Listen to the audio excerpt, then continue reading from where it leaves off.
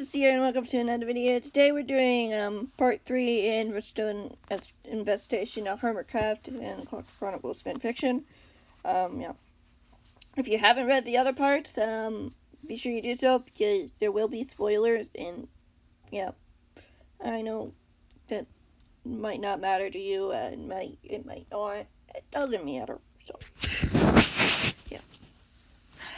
Let's get ready. Chapter 5. Grant landed gracefully onto the earth below, surprised as to how well the landing had gone. His car landed right beside him. Behind the two hermits were the two escorts, Devin and Caden. Green didn't have to look back to know that they were most likely going on to check on the perimeter, ensure security along with Blake and Tyler, who also had to be here. I wonder what exactly those two have been working on in there, Scar said curiously, as he took the first chance to go over to the door, just as it opened, as the hermit stopped in his tracks. Tango stood in the doorway with a wide grin on his face. Glad to see you finally made it, Tango said brightly. Everything treat you well on the way over? Yeah, much better this time. Green chuckled as he briefly looked over his shoulder. The line of trees beyond, taking over the original place of the shopping district, was dense and full of lush greenery, branches intertwining and bending, making it harder to see what might be beyond them. You weren't followed by any chance? Tango asked briskly, as he stepped outside of the doorway, gesturing for the two of them to come in. How did you know we were here? Scar asked thoughtfully, as he walked in the building. Green followed, completely missing what Tango had just said. We have set some security cameras and alarm systems so people know who's coming around, Tango said confidently, as Green took in the room. There was still the table and chairs that surrounded the overhanging chandelier above.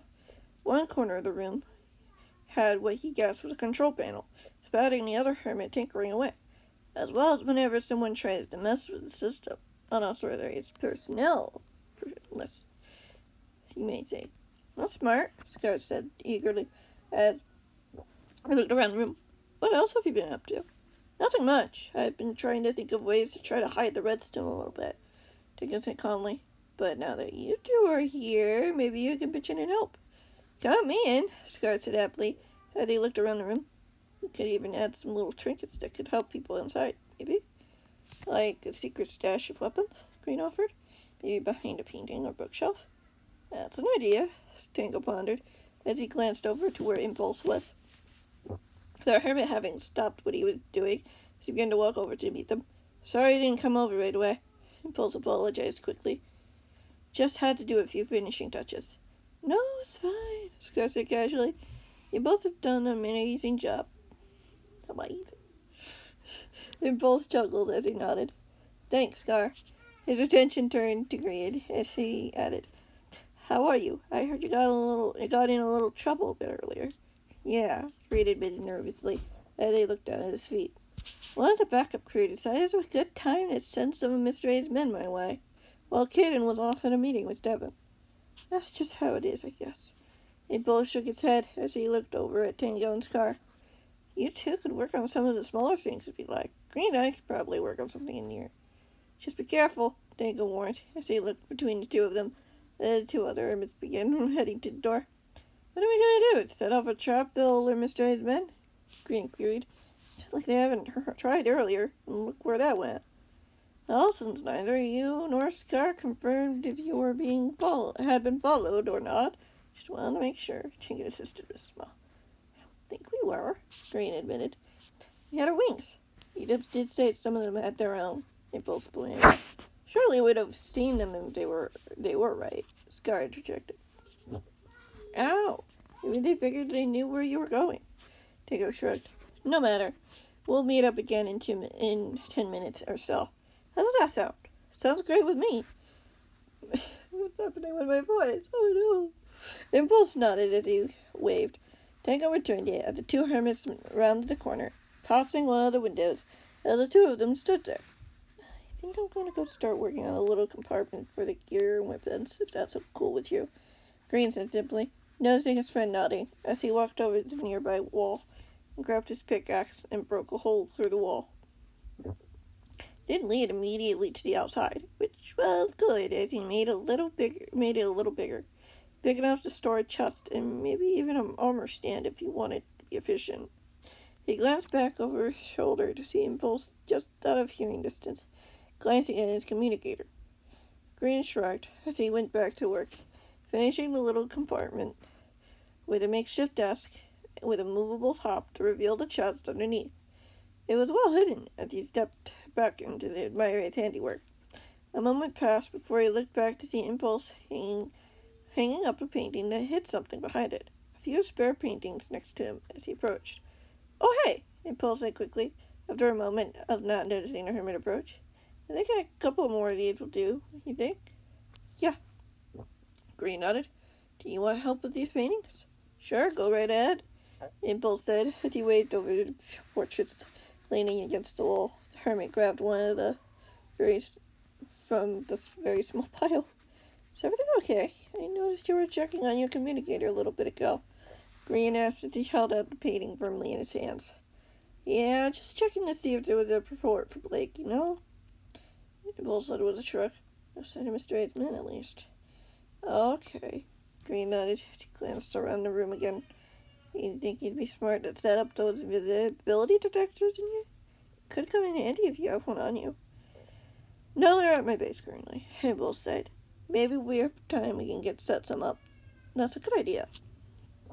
Graham looked up the hermit curiously as he watched the hermit pick up the other painting, avoiding his eyes as he went out to the far wall, hanging the painting as Graham went to another, putting it on the wall carefully before checking his work.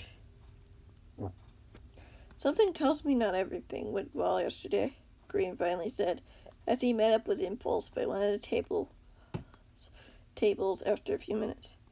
"Yeah, you probably could tell," Impulse said before chuckling nervously. "Terrible liar." "There's nothing wrong with that," Green replied gently as he sat down on one of the chairs. "I know it's not that, but he's doing some projects underground for some sort of test. Could have been a cover-up," Impulse pointed out with a smile before shaking his head. "Mr. Aidsman don't seem to know him at all that well, or think he's much of a threat." "Not even the fact that he's our friend?" Green asked curiously.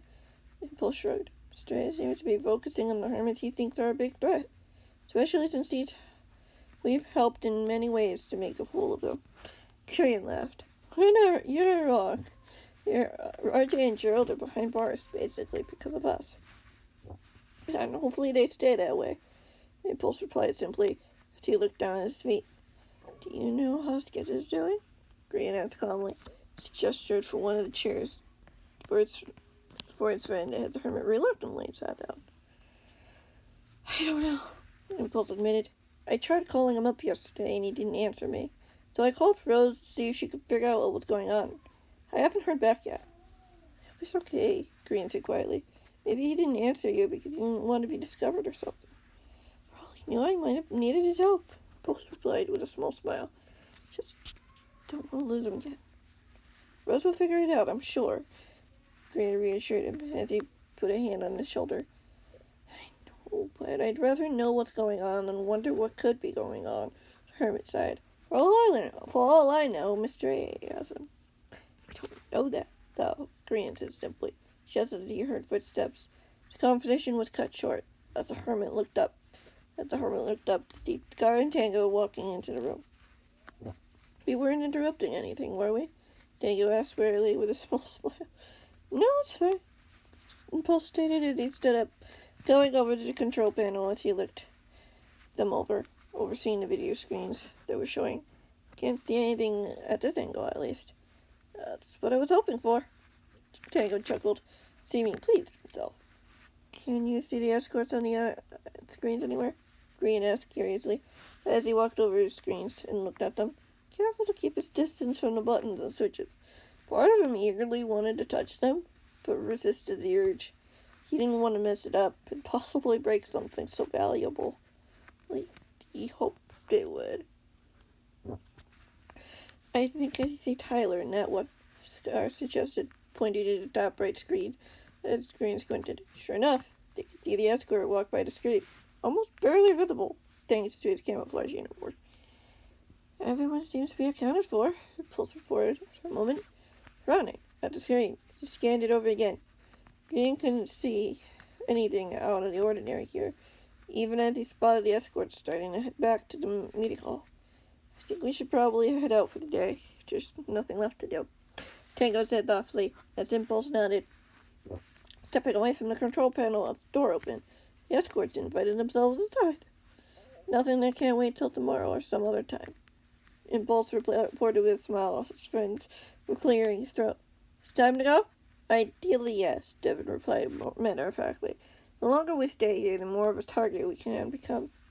So no one followed us after all, Green asked curiously, as he strolled away from his friends, to stand next to Caden as he looked back at the others. Not that we could tell, Blake confirmed, and we looked very hard. What about invisibility? Scar suggested, as he gestured over the control panel. I doubt that's something we'd see even here on the cameras. It should be fine, so long as we're careful, Tyler said assuringly. Gran, Caden, Tango, and I can go first, back to our bases. And you can wait a few minutes before you two can go back to yours. Sound fair? All right, Tango nodded, though he sounded reluctant, before glancing at the others behind him. Give me a call when you get back, okay? Will do. Impulse smiled, looking a little more reassured. Certainly, Scar replied cheerfully. We'll be fine. Green said nothing as he waved to his friends, following Caden out of the door as he grabbed for his rockets, looking up to the clear blue sky, not seeing or hearing anything out of the ordinary. No helicopters, no sound of twigs snapping or leaves crunching, no sign of someone was lurking in the shadows, ready to pounce at any moment. He leapt into the air as he fired his rocket, flying past the tree line as he rose above it, looking down for a moment to see the lush greenery below. Caden was flying ahead of him. His hermit glided high above the trees, glancing back just as he saw Tango and Tyler just out of view as he disappeared back towards Tango's base. The meeting hall behind him started to shrink as he turned to haze forward again, the wind rushing past his ears as he continued to fly.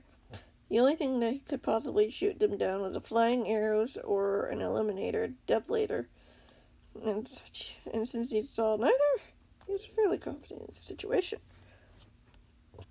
Suddenly, after no more than 2 minutes of them gliding toward the base, his communicator started to buzz loudly in his pocket as it vibrated.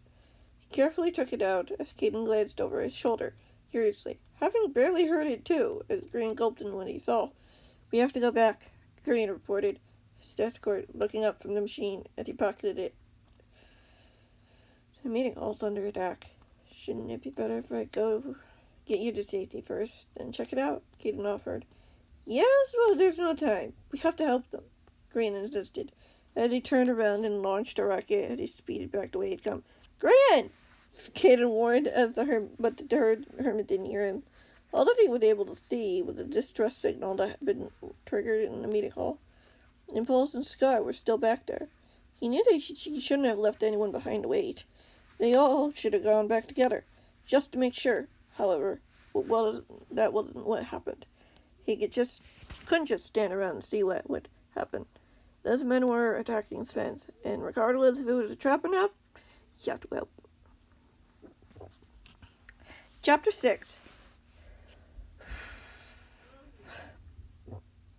Gran could see the meeting hall ahead as he scanned around the forest below, hoping he might see any sign of his friends.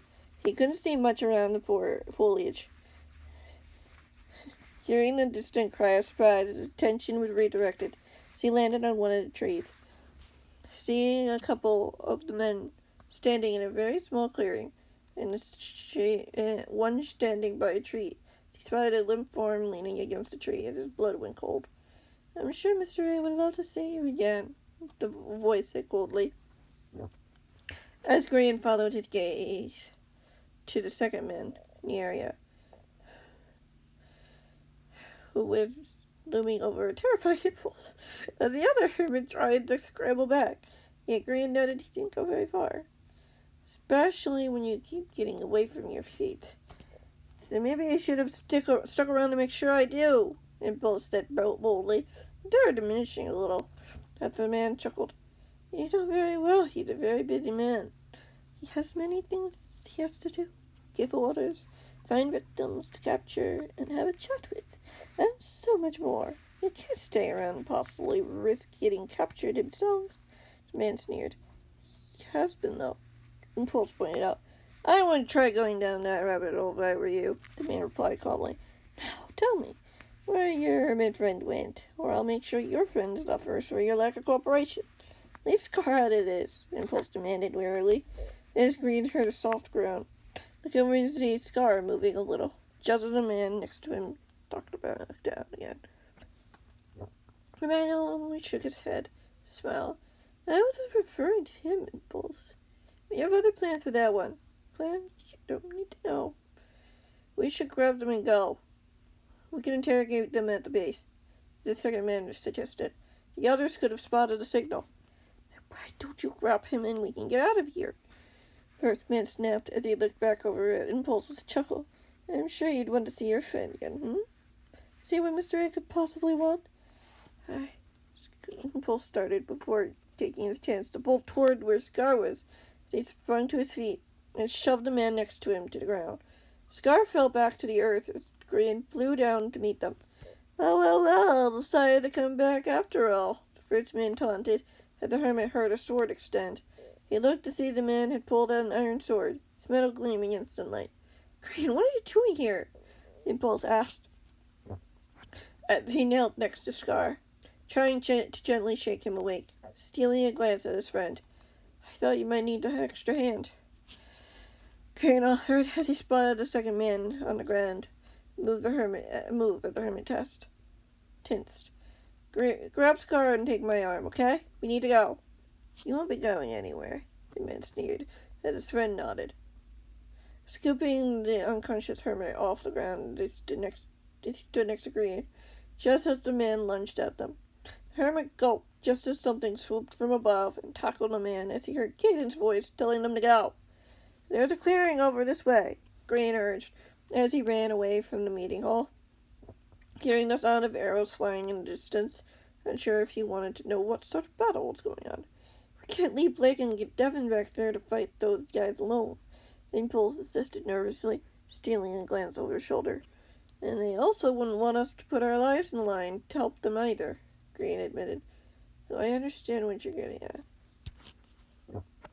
The hermit arrived at the clearing, before Green stopped in his tracks, as he heard the sound of running footsteps in the trees. His attention was redirected as he heard a soft groan. Looking over to see Scar open his eyes tiredly, the hermit spotted him, smiling at him. Why, hello there, the hermit said as Impulse helped him to his feet. You okay? The man threw you against the tree pretty hard, Impulse asked quickly. I'm fine. Scar chuckled as he steadied himself. Where are we exactly? Trying not to be seen by those guys back there looking for us, the hermit reported matter-of-factly, as he glanced over at Green's direction before adding, Think you're up for some flying? I'd be more than happy to, Scar said delightedly, as he pulled out his rockets, checking his wings briefly, as he looked up at the sky. Come on, let's go, Green said quickly, as he pulled out his own, just as he heard a shout of alarm. As he launched himself into the air, he looked back to see his friends were right behind him, as they began to push higher and higher up into the trees. I think we're just about out of shooting range, Impulse reported, sounding somewhat relieved as he looked over at the hermit. Thanks for coming back. Hey, it's what friends do. Green smiled, seeing a small, perhaps sad smile from his friend. 1 minute, I needed wink.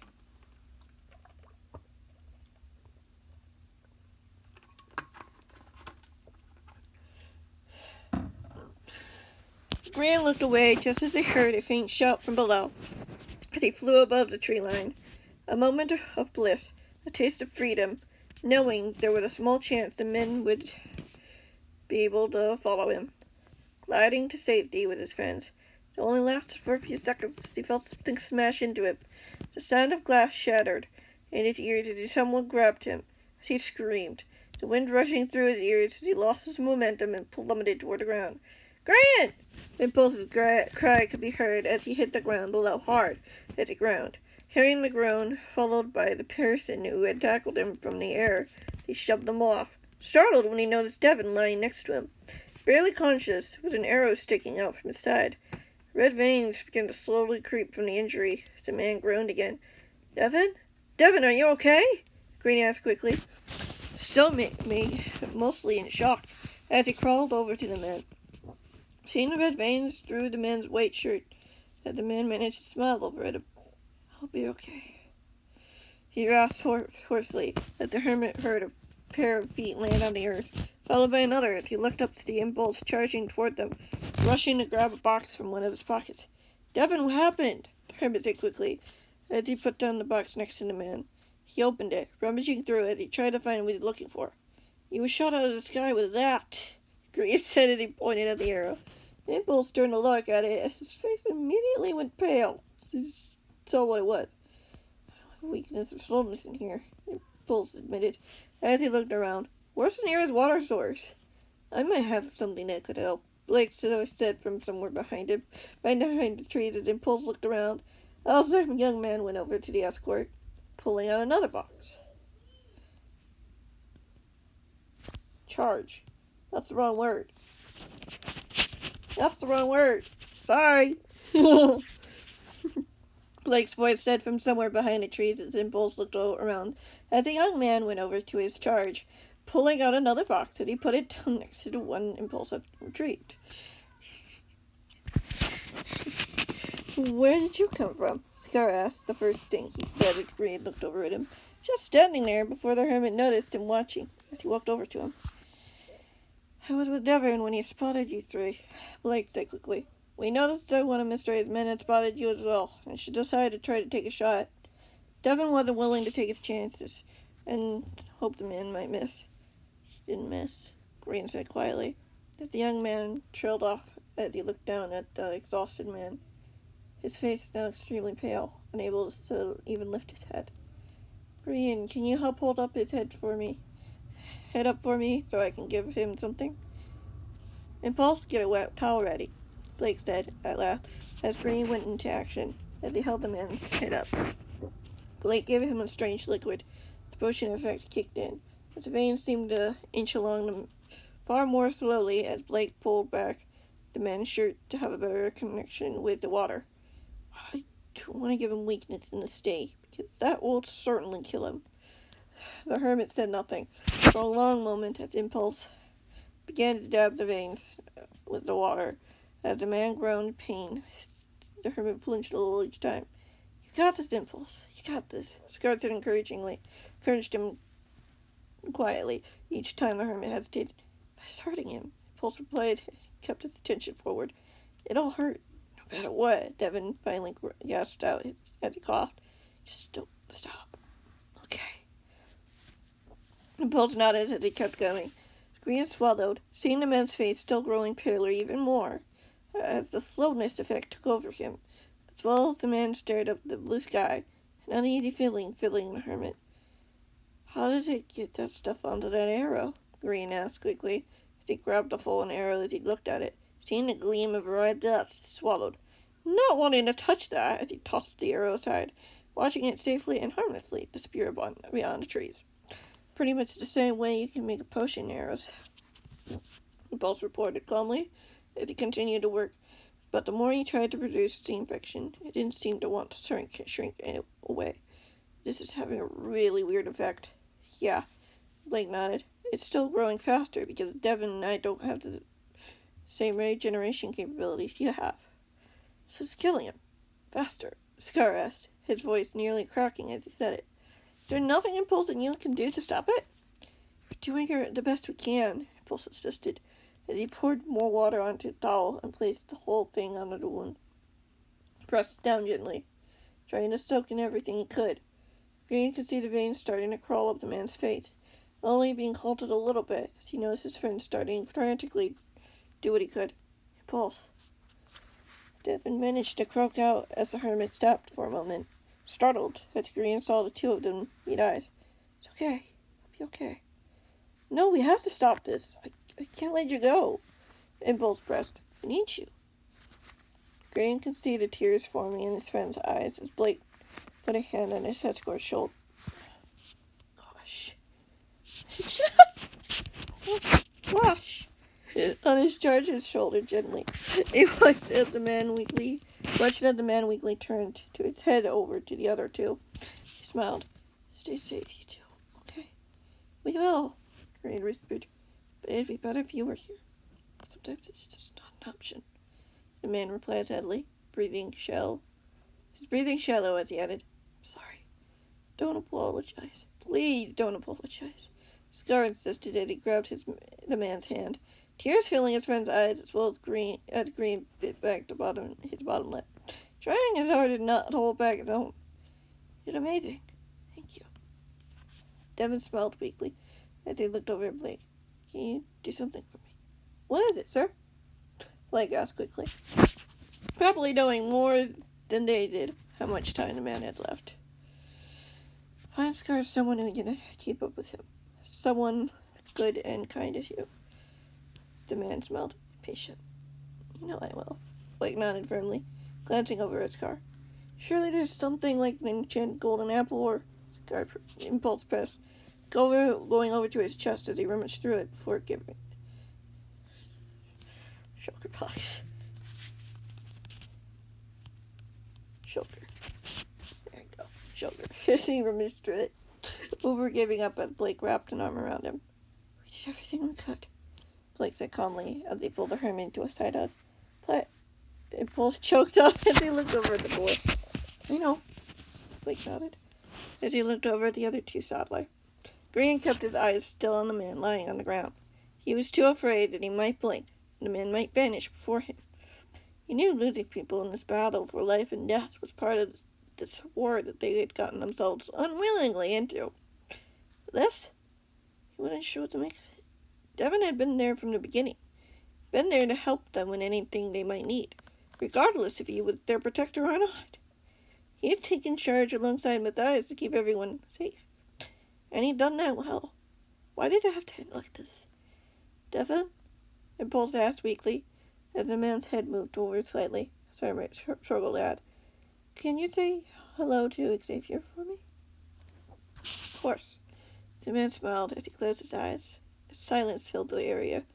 The afternoon sun slowly started to grow dark. As the sound of Mr. A's men disappeared, they had retreated, having failed to find them. Perhaps that with grace, a little bit of mercy, as the hermit looked out into the darkness, enveloped around them. He glanced back down as he saw a puff of smoke. The man disappeared before their very eyes, leaving down some armor, tools, weapons, food, and the medical box he'd been carrying whenever he might need it. We need to go, Green admitted, after a long moment of silence. It's getting dark out. You're right, Blake replied quietly, as he got to his seat. Green did the same, followed by Impulse and Scar. We could stop over by Beta's place and spend the night, if that's okay with him. I don't think he'll mind, Impulse agreed, wiping tears from his eyes before he leaned over to pick up all of the fallen items, putting them away in the shulker on the ground before picking it up, as Blake picked up his own. Green's attention was redirected as he heard fireworks launch as he looked back, seeing Scar disappearing into the night as Herbert watched for a moment before turning over to Caden. We need to make sure he's okay, Green told his escort quickly, but before looking at the other two. Scar's pulling off. We can't leave him on his own. We'll see you there then, Blake asked him calmly, unless something comes up in ya. Green nodded. I have a feeling I know where he's going. Very well. Impulse and I will go over by Beta's place and report to him what happened, Blake said firmly. I expect to see her arrive by nightfall. Do our best. Green nodded as he grabbed his rockets, watching Impulse do the same thing as he noticed Caden walk to his side. He didn't say anything as he flew up to the air towards Scar's base, hoping he'd just find his friend there. No danger in sight. Yeah, I didn't quite line up where Caden came from. Oops, you must have just walked in while all that chaos was happening. Yeah. No point for that. It's fine. Anyway, thank you guys so much for watching. I do hope you enjoyed. Yeah, this one's a little bit sad, but are you willing to trust me there's a good reason for that? Oh. I felt like something needed to happen. It got too safe. It got too comfortable. Yeah. Anyway, thank you guys so much for watching. I hope you enjoyed, and I will see you in the next one.